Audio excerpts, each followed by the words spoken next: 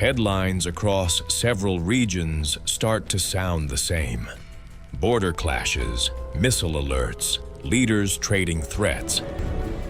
What happens in the Arctic? There are things happening.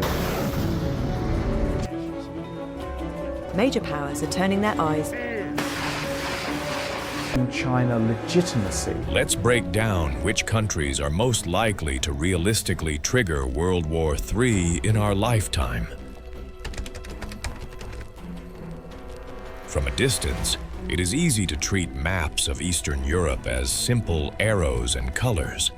Up close, every small move near NATO borders carries a real risk of turning a regional fight into something much larger. Russia sits right on the edge of the alliance, with forces positioned near states that carry mutual defense guarantees. It still has large stocks of artillery, missiles, and armored units, even if some parts of its military have taken losses in recent years. Any clash there does not stay local for long. The first danger comes from contact points. Aircraft shadow each other. Ships cross within visual range. Troops train near lines of control.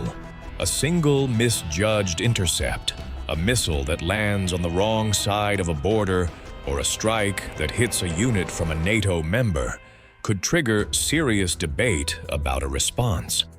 Behind that front edge, there is a large nuclear arsenal and a doctrine that mixes conventional escalation with nuclear threats. Russian planners know nuclear weapons are their ultimate shield if they feel the state is at risk. Western planners know that pushing too far or too fast could bring that shield into play. Inside Russia, leaders also face pressure to avoid looking weak or surrounded. Showing strength abroad can be used to support control at home. That mix of fear and pride can make risky moves look reasonable in a crisis meeting. For ordinary Russians, the signs of danger would appear in small steps. News shifts tone. Military funerals have become more common. Travel options shrink as flights change routes or disappear from booking sites. For you, the impact would show up long before anyone said the words World War. You would see more stories about flights and close calls, more talk about NATO readiness and emergency sessions, and more suggestions to stay away from certain regions. That is the stage where leaders still have time to pull back, and where you can quietly check your own plans for basic food, water, light, and savings, instead of refreshing breaking news every minute. When people imagine World War III, they often picture the United States as the main actor, pressing a button that sets everything off. In reality, it is usually dragged toward the center by its network of allies and obligations. The United States is tied into defense pacts in Europe and across the Indo-Pacific. An attack on a NATO member in Europe, or on partners such as Japan or South Korea, can quickly turn a regional fight into a test of American credibility. Staying out is often not an option that leaders feel they can pick. The typical path starts with a crisis on someone else's border. A missile hits a base, a ship is attacked, or a city is shelled. Washington responds with warnings, sanctions, and show-of-force deployments. Carrier groups move. Bombers appear on satellite images. The other side may then strike at those forces to show it will not be pushed around. The United States has a very large nuclear arsenal and global conventional reach, with bombers, submarines, and long-range missiles. Because of that, every move it makes is watched closely by rivals who fear regime change or strategic encirclement. Small misreads can grow very fast. At home, domestic pressure is real. After a major attack on an ally, the media and voters often demand action, not patience. Leaders may worry more about looking weak than about the long-term cost of escalation. For people living in the country, the buildup does not look like movie scenes.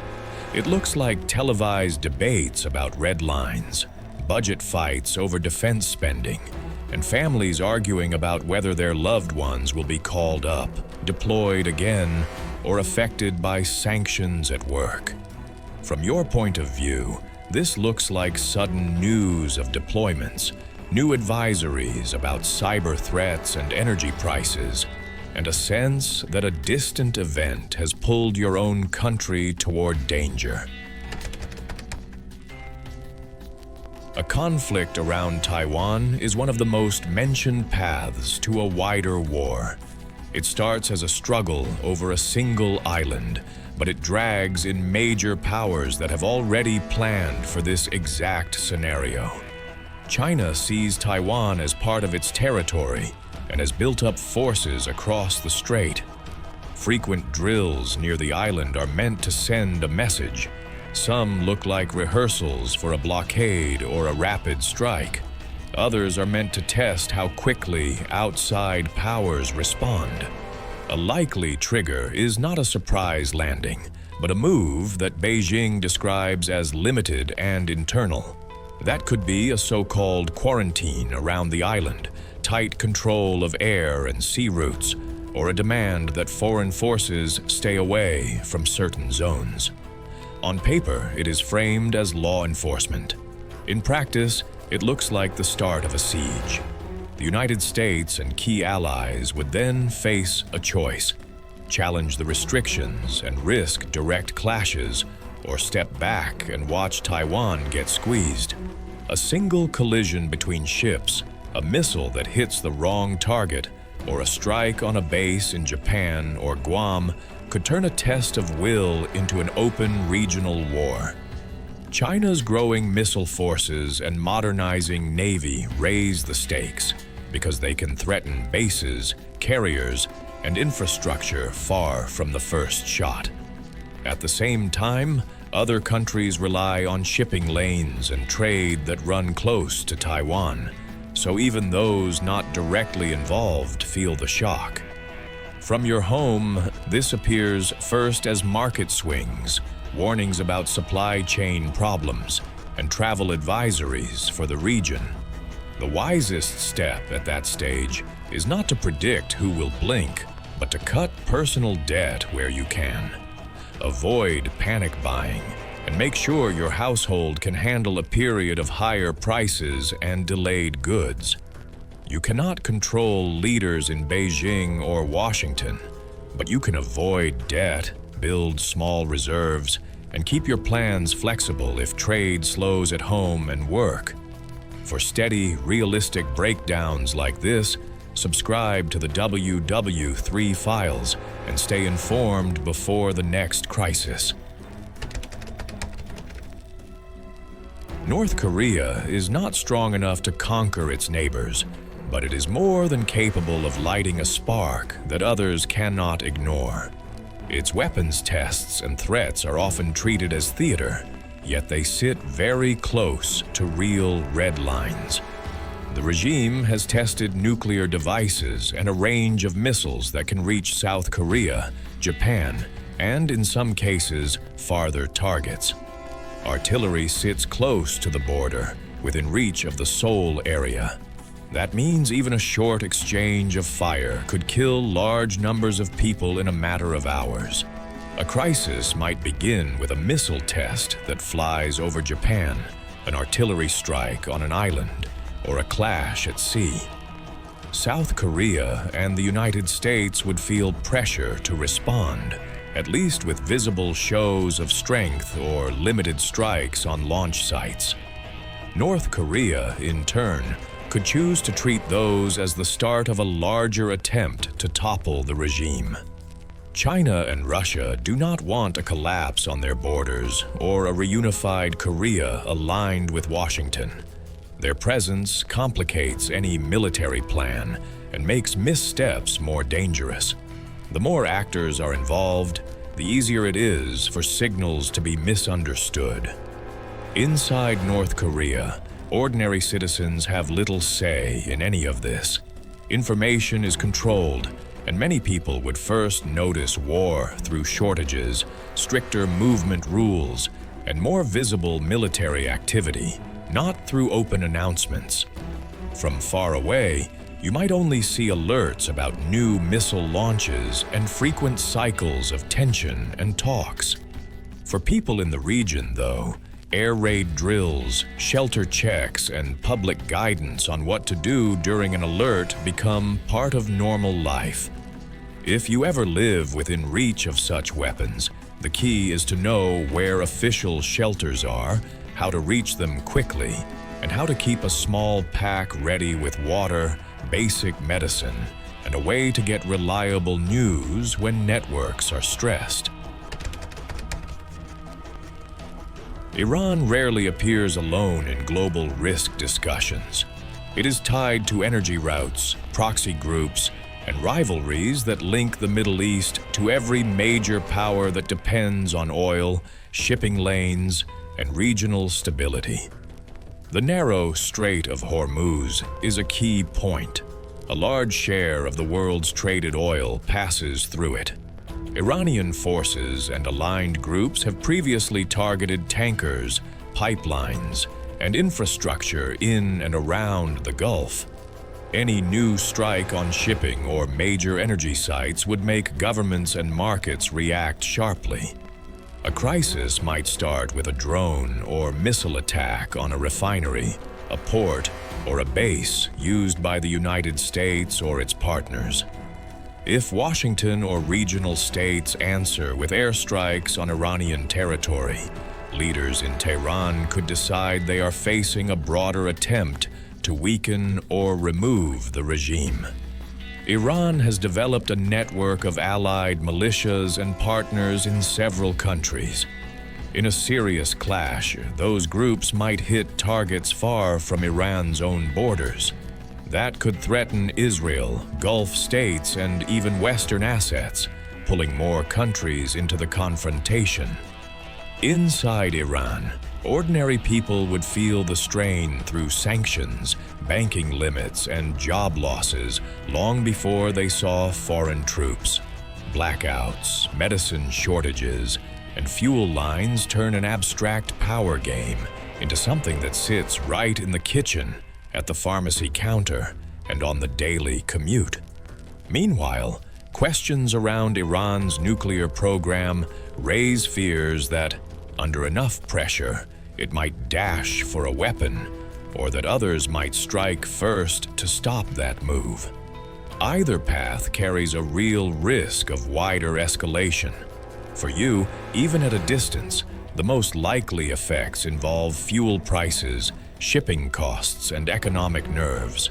Flights might be rerouted, port checks tightened, and insurance premiums raised. Sensible preparation at your level looks like reducing wasteful spending, avoiding new, fragile financial commitments, and keeping your vehicle and home ready for periods when fuel is tighter and more expensive. India and Pakistan share one of the most sensitive borders on Earth. Both hold nuclear weapons. Both have fought wars and smaller battles since their creation.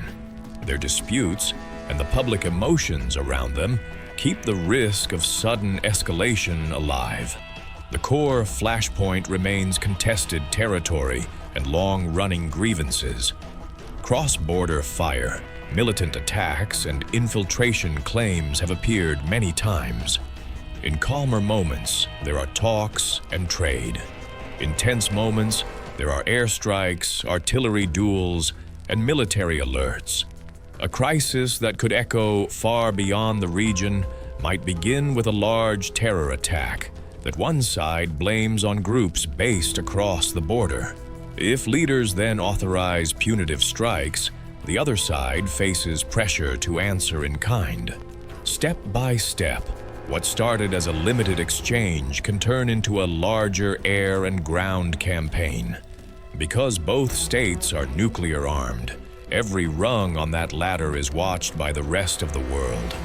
Other powers may try to mediate, but their presence can also be read as support for one side or the other.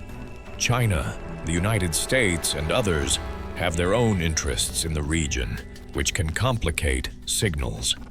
For ordinary people in South Asia, such a crisis means uncertainty about travel, trade, and safety. Flights may be canceled or rerouted. Markets can swing quickly. In some areas, families may consider moving away from border zones, at least for a time. Schools, offices, and hospitals need backup plans in case supply lines are disrupted or staff cannot reach work. Local rumors spread faster than official updates ever. If you live in a country that sits near an active dispute, your best long-term move is to understand the basic geography, keep copies of key documents ready, and think ahead about where you could stay if you had to leave your home for a while. World War III is not written anywhere. It depends on choices, mistakes, and pride. Your best defense is clear thinking, modest preparation, routines, and a refusal to live in constant fear. See you next time.